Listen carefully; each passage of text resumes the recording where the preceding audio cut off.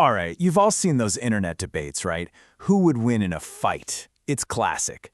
But what if those questions aren't just, fun fantasy battles? What if they're actually these deep, philosophical thought experiments in disguise? Well, today, we're going to deconstruct one of those titles and find out exactly what's going on underneath. So, the title we're digging into today is from YouTube, and it's a wild one.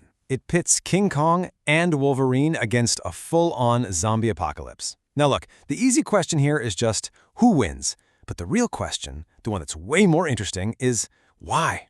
Why this specific kind of crazy scenario? What is it about this that just grabs our imagination? What's it really asking? See, this isn't just about a hypothetical brawl. Not at all. This title, it feels like a really carefully constructed question. It's about what we, as people, truly value when things go sideways. So that's what we're going to do. We're going to look right past the fantasy fight and try to find the philosophy that's hidden inside. All right, first things first. To really get this, we have to understand our main players. We need to break down who King Kong and Wolverine actually are, not just as characters, but as these huge, powerful symbols. Okay, let's start with Kong. I mean, he's not just a giant ape, right? He's basically the embodiment of the natural world itself. He's primal, he's raw, he's got this uncontrollable, immense power. And at his core, he's the ultimate protector, a symbol of a world that was here long before us. And then you've got Wolverine. And man, he is the polar opposite. He wasn't born from nature. He's a product of science, of violence, a weapon literally forged by humanity. His power isn't about size or brute force. It's about something else entirely. It's about sheer, unstoppable resilience. That will to just endure anything. He's a symbol of survival, no matter the cost. And that, right there, that lays out the core conflict perfectly.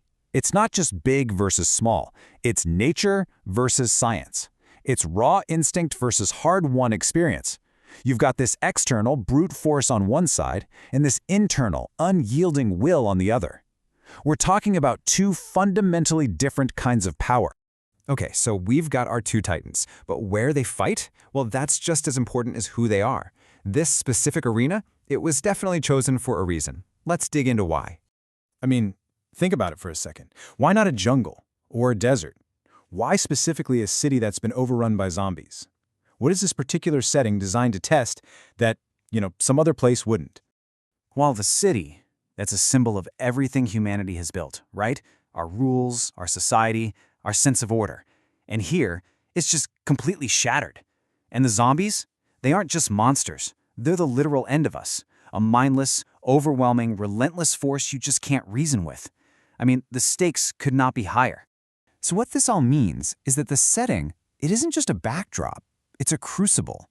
It's a pressure cooker, basically, designed to strip away everything that's non-essential.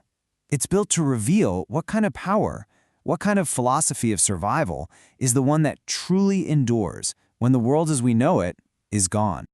And this brings us right to the heart of the title, to the core of this whole thing.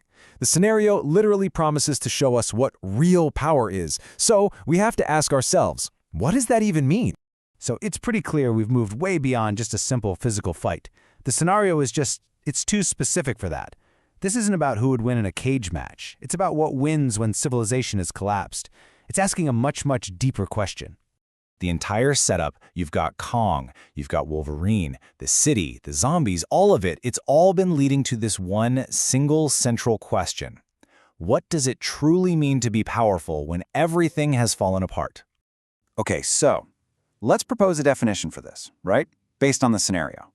Real power, it isn't just about winning the fight. It's the quality that not only lets you survive an existential crisis, but lets you define what comes after. It's about what's left to build a future with. It's about endurance, sure, but it's also about legacy. Now, thinking about it that way, it totally reframes our two heroes. Kong's brute strength, it's designed to overwhelm obstacles. It's incredible for defending a territory, but it can be exhausted. It has limits. Wolverine's resilience, on the other hand, is designed to outlast obstacles, to endure no matter what it costs. It can't be broken. So the question becomes, which one is actually more valuable in the long run?